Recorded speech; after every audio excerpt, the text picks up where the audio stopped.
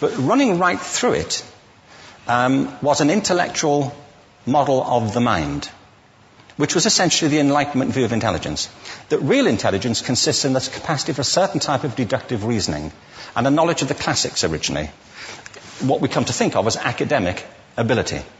And this is deep in the gene pool of public education, that there are really two types of people, academic and non-academic, smart people and non-smart people.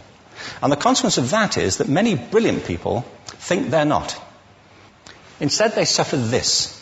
This is the modern epidemic, and it's as misplaced and it's as fictitious. This is the plague of ADHD.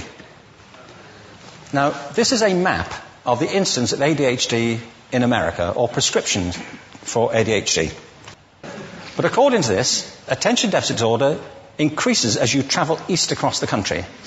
People start losing interest in Oklahoma.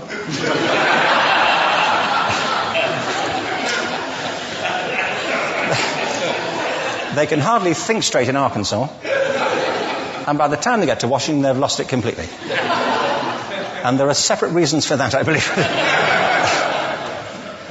It's a fictitious epidemic. Well, I know kids who are much better than other kids at the same age in different disciplines, or at different times of the day, or better in smaller groups than in large groups, or sometimes they want to be on their own. If you're interested in the model of learning, you don't start from this production line mentality.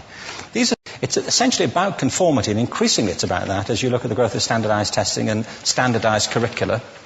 And it's about standardization. I believe we've got to go in the exact opposite direction.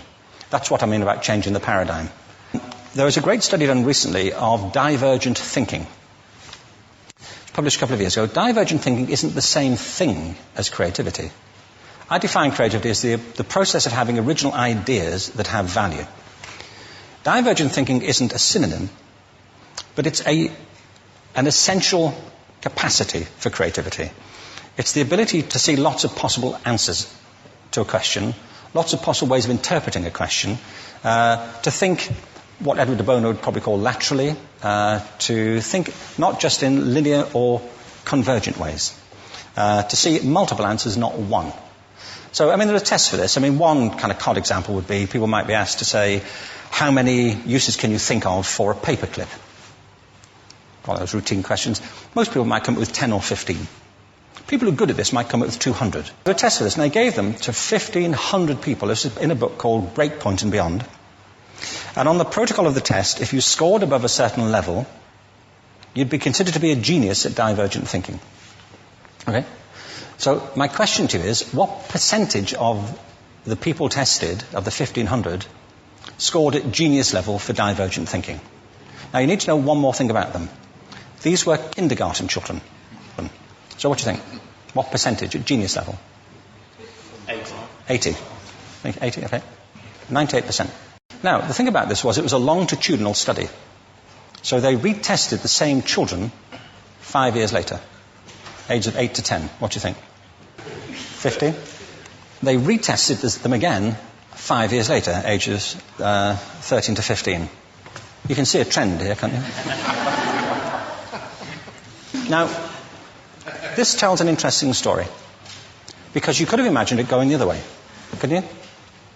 You start off not being very good, but you get better as you get older. But this shows two things. One is we all have this capacity, and two, it mostly deteriorates. Now, a lot of things have happened to these kids as they've grown up. A lot. But one of the most important things that happened to them, I'm convinced, is that by now they've become educated. They've spent 10 years at school being told there's one answer, it's at the back. And don't look.